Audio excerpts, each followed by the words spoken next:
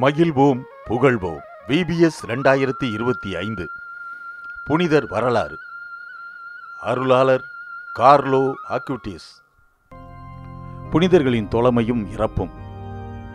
2006ஆம் ஆண்டு அக்டோபர் மாதம் கார்லோ உடல்நலமின்றி இருந்தார். பெற்றோர் அதனை சாதாரண காய்ச்சல் என்று நினைத்துவிட்டனர்.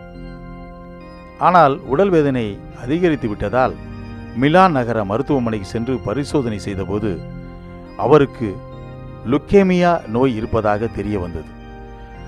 தனது அனைத்து துன்பங்களையும் உடல் வேதனைகளையும் அப்போது திருத்தந்தையாக இருந்த 16ஆம் பெனடிக்டுக்கும் திரு அவைக்கும் ஒப்புக் கொடுத்தார். உடல்நிலை மிக மோசமாக இருந்ததால் இத்தாலியில் உள்ள மோன்சா நகர மருத்துவமனைக்கு கொண்டு செல்லப்பட்டார். சிறிது நாட்களில் மூளையில் இருந்து இரத்த கசிவு ஏற்பட்டு முற்றிலும் உணர்வற்ற நிலைக்கு சென்று விட்டார்.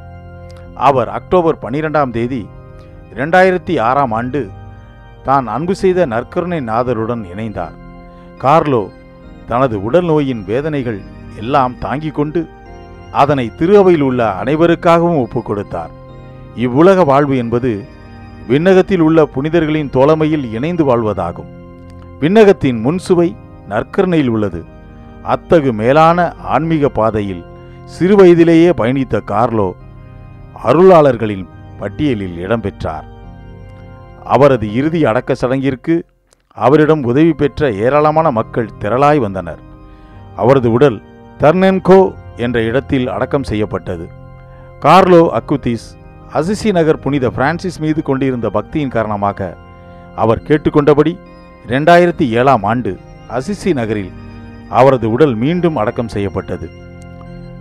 அசிசி என்னும் இயற்கை எழில்மிக்க அழகிய நகரில் கார்லோவின் அழியா உடல் அகில உலக மக்களை புனித வாழ்விற்கு அழைக்கின்றது. உலகமே அசிசி நகர் நோக்கி பயணிக்க கார்லோ அழைத்து கொண்டே இருக்கிறார். இறைவேண்டல்.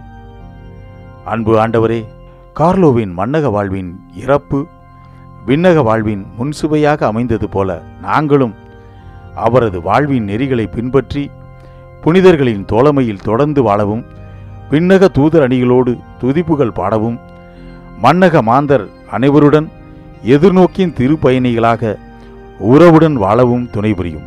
வாழ்வின் துன்பங்களை மகிழ்வுடன் ஏற்று திரு அவைக்காக திருத்தந்தையின் கருத்துக்களுக்காகவும் அர்ப்பணிக்கவும் வரமருள உம்மை மன்றாடுகிறோம். ஆமென். விண்ணுலகில் இருக்கிற எங்கள் தந்தையே, உமது பெயர் தூயது என போற்றப் பெறுக. உமது ஆட்சி வருக. உமது திருவுளம் விண்ணுலகில் நிறைவேறுவது போல மண்ணுலகிலும் நிறைவேறுக. எங்கள் அன்றாட உணவை இன்று எங்களுக்கு தாரும். எங்களுக்கு எதிராக குற்றம் செய்வோரை நாங்கள் மன்னிப்பது போல எங்கள் குற்றங்களை மன்னியும். எங்களை சோதனைக்கு உட்படுத்தாதேயும், தீமையிலிருந்து எங்களை விடுவித்தருளும். ஆமென். அருள் நிறைந்த மரியே வாழ்க. ஆண்டவர் உம்முடனே, பெண்களுள் ஆசி பெற்றவர் நீரே. உம்முடைய திருவயிற்றின் கனியாகிய இயேசுவும் ஆசி பெற்றவரே.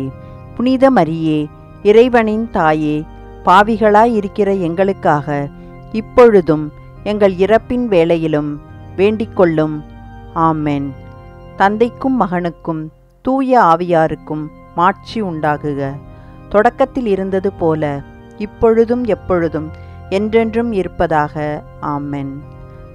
தந்தை, மகன், தூய ஆவியாரின் பெயராலே. ஆமென்.